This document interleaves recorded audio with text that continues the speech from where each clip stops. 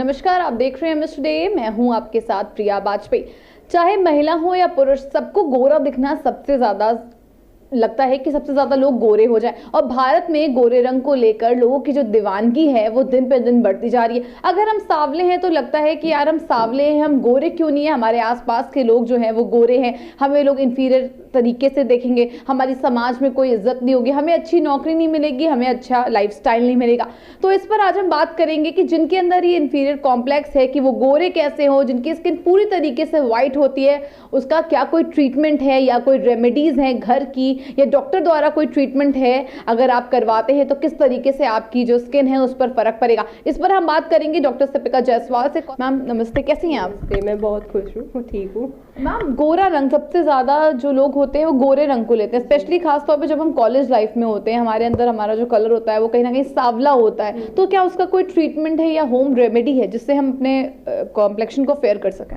देखिए, home remedies पे तो नहीं डिपेंड करना चाहिए, क्योंकि बहुत लोगों को जैसे लेमन लगाते हैं, गार्लिक लगाने लगते हैं गोरेपन के लिए, जो कुछ यूट्यूब पे अवेलेबल है, तो उससे आपकी स्किन कटने लगती है, काफ़ी उसमें रेडनेस होने लगती है, कुछ एलर्जी भी हो सकती है। बट द थिंग इज़ कि अगर आप प्रॉपर किसी कॉस्मेटिक डर्मेटोलॉजिस्ट के पास जाओगे जो स्किलफुल रहेगा, आप वहाँ पे ग्लूटाथियोन ड्रिप्स चढ़वा सकते हैं। वैसे ग्लूटाथियोन ड्रिप्स परमानेंट नहीं होते, टेम्प्रेरी होते हैं, इनके मेंटेनेंस सेशंस की नीड होती है। पर हमारे पास स्पेशली के हॉस्पिटल में ऐसे स्पेनिश और इजराइल के पील्स हैं जिसको आप 4-5 सेशन कराएंगे तो वो परमानेंट रिजल्ट देगा। तो आई थिंक ग्लूटा बाकी इंग्रेडिएंट्स के साथ कंबाइन करके देने में ज़्यादा फ़ायदा है। और मार्केट्स में काफ़ी सोप्स और इंजेक्टेबल्स भी हैं, but I think peel is the best. जैसे आपने बताया कि ट्रीटमेंट है, पील्स होते हैं। मैम, पील ही क्या होते हैं? क्या ये आपको दर्द देंगे या एनेस्थीसिया लगा के कोई इंजेक्शंस होते हैं? किस तरीके से ये जो पूरा प्रोसेस है काम करता है? पील एक्चुअली में आपने सुना होगा जैसे बॉडी पॉलिशिंग होती है, इसमें हम पहले प्री पील न्यूट्रलाइजर लगाते हैं, फिर मेन पील लगाते हैं। ये बेसिकली एक केमिकल होता है जो स्किन सेफ होता है और food and drug administration approved होता है सारी कंट्रीज़ के थ्रू। तो इसको हम लगा के 15 से 20 मिनट छोड़ते हैं और उसके बाद पोस्ट पील न्यूट्रलाइजर लगाते हैं और फिर उसे वॉश ऑफ कर देते हैं। अगर हमें ज़रूरत लगता है तो कोई मास्किंग या बाकी जो कुछ भी ज़रूरत है, वाइटमिन मिनरल्स इन्फ्यूज़ करते हैं। क्या मैम पर्टिकुलर कोई ट्रीटमेंट के एक समय का होता है कि हमको 1 साल तक कराना है, या 15 दिन में हमारी जो स्किन है उसका कॉम्प्लेक्शन बिल्कुल फेयर या बिल्कुल ही फेयर हो जाता है, या मैम सब 19-20 फर्क आता है? देखिए, स्किन साइकिल अराउंड 30 डेज़ की होती है, कुछ लोगों में 25 to 45 डेज़ की भी होती है। इसीलिए किसी भी डर्मेटोलॉजिस्ट के पास आप जाएंगे तो कहेंगे कि ये क्रीम आपको कम से कम 1 महीने यूज़ करनी है। सेम पील के लिए है, एक बार पील अप्लाई करने के बाद आपको कम से कम 1 महीने पे आना चाहिए, तो रिजल्ट आपको 1 सेशन के बाद ही दिखने लगेगा। तो मैम, क्या इस पे जो आपने गोरे रंग की बात करी, व्हाइटनिंग की बात करी, या क्या इनबॉर्न कॉम्प्लेक्शन को लेकर कुछ होता है, या फिर कुछ ऐसे हमारी स्किन में कुछ चेंजेस होते हैं जिसकी वजह से हमारा जो कॉम्प्लेक्शन है वो डाउन होता है? देखिए, इंडिया में सबसे बड़ी प्रॉब्लम ये है कि लोग सनस्क्रीन नहीं लगाते हैं, जिसे हम सन ब्लॉक भी कहते हैं। तो उससे ज़्यादा मेलानिन प्रोडक्शन होने लगता है, स्किन डैमेज होने लगती है और ज़्यादा हम लोग ब्राउन पिगमेंटेशन के शिकार होते हैं, मतलब मेलानिन बढ़ जाता है। तो अगर आपको स्ट्रेस है, आपकी जेनेटिक्स ऐसी है, आपका ओवरऑल कॉम्प्लेक्शन ही ऐसा है और सन डैमेज है, तो इससे आपका कलर और ज़्यादा दब जाता है। तो लोग उसके लिए ट्रीटमेंट्स के लिए ज़रूर आते हैं।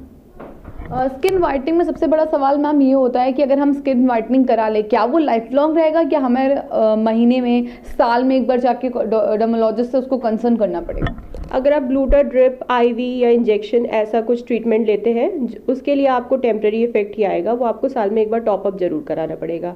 अगर आप हमारे यहाँ जो पील्स होते हैं उसके बारे में बात करेंगे तो उसमें आपको परमानेंट इफेक्ट रहेगा। बाकी ऐसे इंडिया में बहुत क्लिनिक्स और हॉस्पिटल्स हैं जहाँ टेम्प्रेरी पील्स अवेलेबल है, उनके रिजल्ट टेम्प्रेरी होते हैं, पर हम जहाँ से इम्पोर्ट करते हैं दैट इज़ कम्प्लीटली परमानेंट।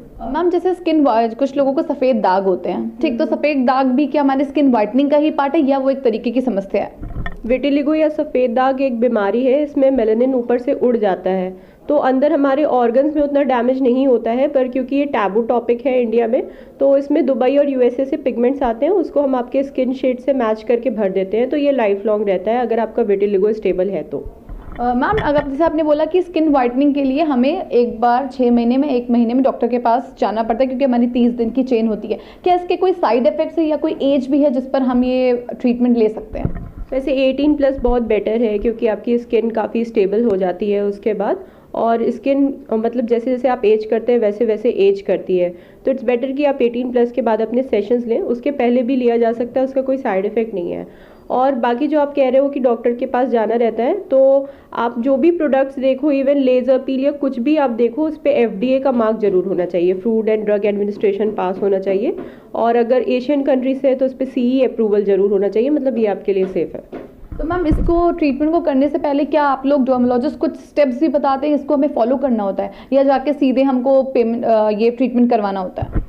और जब भी कोई पेशेंट आता है तो सबसे पहले हम लोग ब्लड टेस्ट लिखते हैं अगर ज़रूरत होता है तो, और बेसिक स्किन केयर रूटीन बताते हैं, जैसे sunscreen, face wash, night serums, creams वगैरह, जो कुछ भी स्किन की नीड होती है।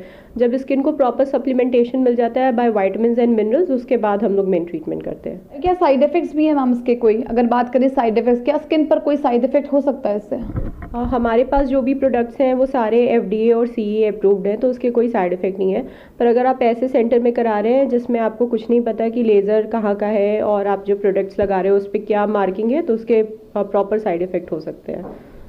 मैम कुछ लोगों को जैसे स्किन वाइटनिंग है, तो वो कैसे समझे कि अब उनको ज़रूरत पड़ गई है कि वो ट्रीटमेंट कराएं या मेडिकल ट्रीटमेंट लें? तो क्या कोई सिम्टम्स होते हैं उसके? जैसे कुछ लोग तो पूरा कॉम्प्लेक्शन उनका डार्क होता है, तो it depends on their choice. पर जैसे किसी को अगर अनस्टेबल कलरेशन है, डिसकलरेशन है, कहीं हाइपर पिगमेंटेशन है, कहीं हाइपो पिगमेंटेशन है, मतलब थोड़ा ज़्यादा डार्क है, कहीं तो हाइपर पिगमेंटेशन है, और कहीं लाइट है, जिसको आप कहते हो डल स्किन टोन है, अनइवन स्किन टोन है, अगर ऐसे होने लगे तो तुरंत आपको अपने डर्मेटोलॉजिस्ट के पास जाना चाहिए। इनको वाइट स्किन की समस्या है या सफ़ेद दाग हैं, कोई खास टिप्स है जिसको अगर वो स्टार्टिंग में फॉलो कर ले तो शायद वो ट्रीट ज़्यादा उनकी जो समस्या है वो आगे ना बढ़े?